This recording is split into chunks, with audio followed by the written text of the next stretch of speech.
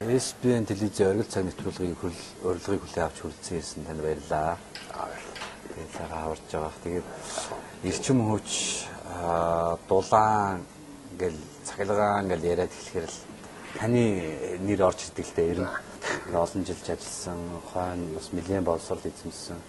Тэгээд би зүгээр нэг сүүлийн үед нэг ингэж бодоод байгаа. Сая эдийн засгийн форум дээр ч гэсэн нэлээд яригдлаа. Манай Монгол улсын эрчим хүчтэнд чинь дотортой цахилгаан дулаар явж байгаа шүү дээ. Эрчим хүчний хэрэгцээ 2-3 дахин нэмэгдэх гээд байдаг.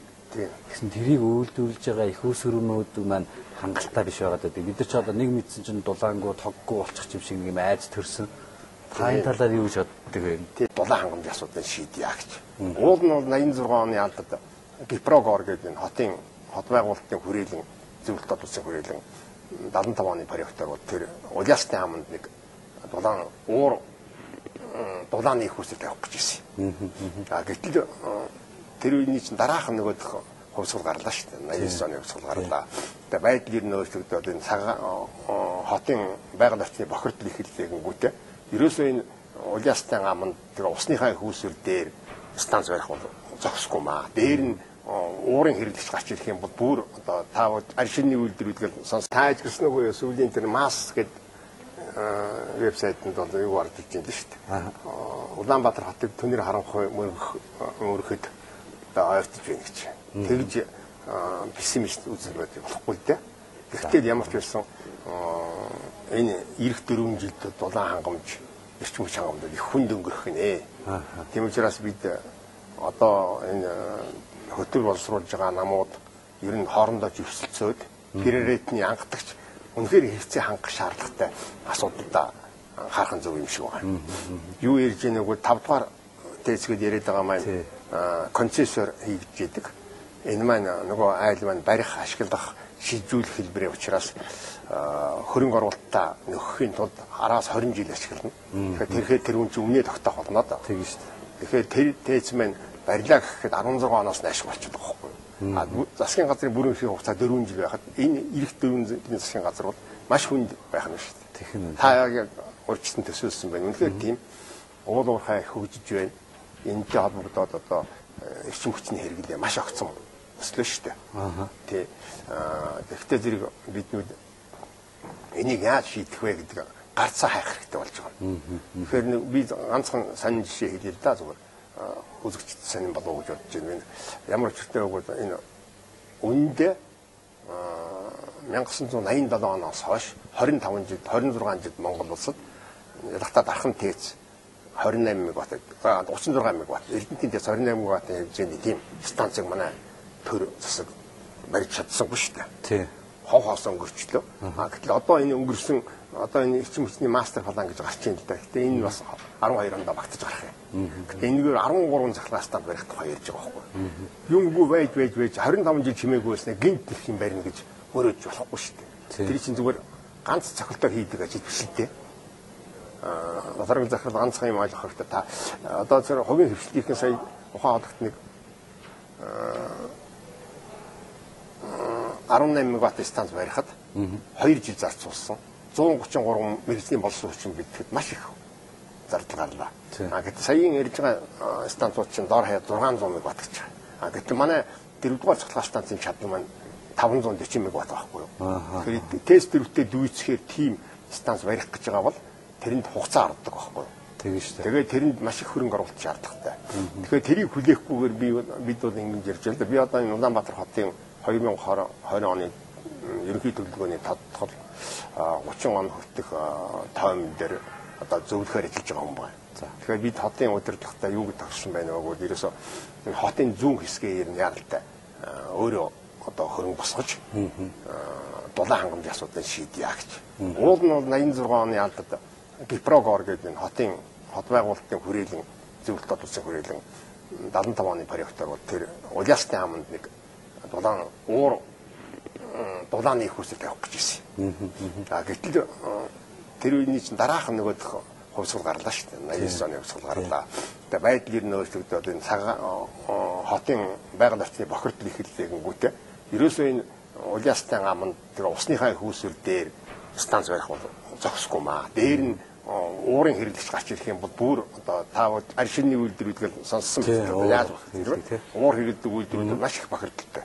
Уур хэрэглэгчээс байж болохгүй маа гэдэг ингэж яриа гарч байгаа. Тэгээ би тэр зөвлөлтийн Winnipeg Energopромтой хамтарч ажилласан хүн нэг Монголын талаас. Тэгээ манай институт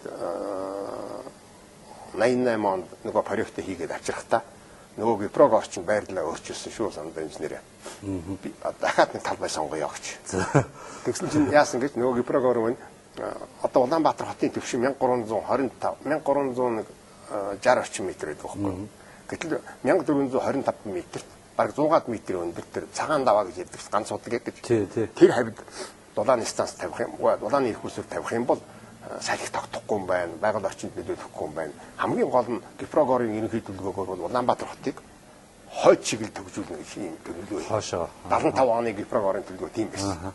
Тэгээд та бидний мэдих нөгөө одоо ярьж байгаа 7 дугаар хороолол гэдэг 100 айлын орчим. 8 дугаар хороолол гэдэг энэ Динжимэн орчим. 9 дугаар хороолол гэдэг ингээд хоошоогоо бүр хайлаас юу 10 дугаар хороолол бол ингээд дам барьжаа Динжимэн. 10 дугаар хороолол гэдэг бидний одоо энэ яриад хэлсэн чинь 10 дугаар бичил хороолол багхгүй. Тэгэхээр тэрийг хангахын тулд Гипрогор бол хойтлоос дулааны их усээр оруулж ирнэ гэж. Ингээд санал бэлдсэн. Тэгээд зүгээр таны энэ цохолцлолд ер нь гол одоо найдвар дулаанаар цахилгаанаар тасчихгүй хүн шиг гол найдвар тээж 5 маань яваад байдаг. Тэгэхээр чи одоо барихад одоо дор хаяж 10 жил 4 жил бас гайгүй юм байна тэр. 4 жил. Гэхдээ та бодлоо 4 жил тэсхийн тулд бид чинь өнөөдөр өстө ганцхан юм манай сонсогч нар үзэгч нар сонсох хэрэгтэй. Бид Оросоос хараад байсаар л байгаа. Бид Оросоос баг хэдэн хувь шинийн оргил ачааллын үед гайгүй байгаагүй. Хувийн нь бол бага. Тэгтэл 130 мегаватт гэдэг том тоолдоо. Манай нэг турбин дээд хамгийн том турбины чадал маань 100 мегаватт цахилгаан үлдэх чадал. Тэрнээс ил давуулан хүчин чадал авч байгаа байхгүй. Тэгэхээр ямар ч улс орон тэр том одоо цахилгааны их усээр зогсох үед нөх их усыг бодж олсон байдаг байхгүй. Тэгэхээр манайх бол эгийн голын усан цахилгаан станц 220 мегаваттыг барьвалъя гэж бид төлөвлөсөн одоо байгаль орчны үнэлгээг нь хийлэгдсэн, зурагдлын хийлэгдсэн юм байж байгаа байхгүй юу. Гэтэл 20 жилд бид 400 сая доллар олоогүй байхгүй юу. Гэтэл одоо энэ концессийн хуулиар огтой зэрэг 1 тэрбум 800 сая доллараар барих тухай ярьж байна шүү дээ. 400 саяыг олоогүй байсан хүн гинт одоо 3 дахин их мөнгөөр юм барих. Гэхдээ энэ хүчин чадал нь том л доо 850 мегаватт. Нөгөөх нь 220 мегаватт. Гэхдээ 220 мегаваттны өсөн цахилгаан станц байгуулсан бол бид ингэж Оросоос хараад талтай шөнийн цагт нь оргил ачаалал үед одоо хязгаарлалт хийхгүй өнгөрч болох юм байна. Тиймээс би бол одоо хойтонго энэ эрх төрөмжлөлд бол шөнийн оройн цаг хязгаарлалтанд орох нь болж байна да. Одоо тэгээд зүгээр та бол олон жил ажилласан эксперт хүний хувьд зүгээр дулааны бид нар чинь дулааны төвлөрсөн системтэй хүмүүстэй. Тэгэхээр энэ системээ өөрчлөх цаг юу нь болцсон юм шүү. Энийг бол ер нь олон удаа ярьж байгаа. Наач хөрөнгө оруулалтаас шалтгаалаад болохгүй байна. Одоо Франц улс бол төвлөрсөн дулаан 12%. Одоо Герман нэг 18% энэ байдаг байхгүй юу. Төвлөрсөн дулаан ангамж гэдэг бол их хэрсэлтэй.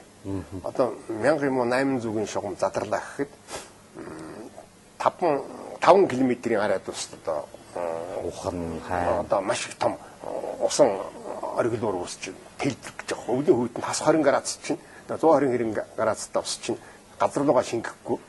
Тэгээ маш их аюул үүсдэг. 10 тоног дулаан ангам тасардаг. Тийм учраас энэ төвлөрсөн дулаан ангамаас татгал заад бүлгэлсэн таны сая хэсэгчилсэн дулаан ангамж шижих хэрэгтэй. Тийм учраас би сая хэлээд байгаа тэр зүүн орионы одоо бол улиас таамаа бол болжлоо. Тэр хойдлынхыг болжлоо. Одоо бол бид хотын удирдлагатай юу гэж тохирч байгаа вэ гэвэл ерөөсөө энэ төмөр зам нь дэд үтсэн биелийн юм байна. Уус 15 гэх төмөр замын тэр одоо энэ троллейбусны эцсийн буудлын тэнд нэг яаралтай нэг 100-аас 150 мегаваттын усан халаалтын 100-ны газар.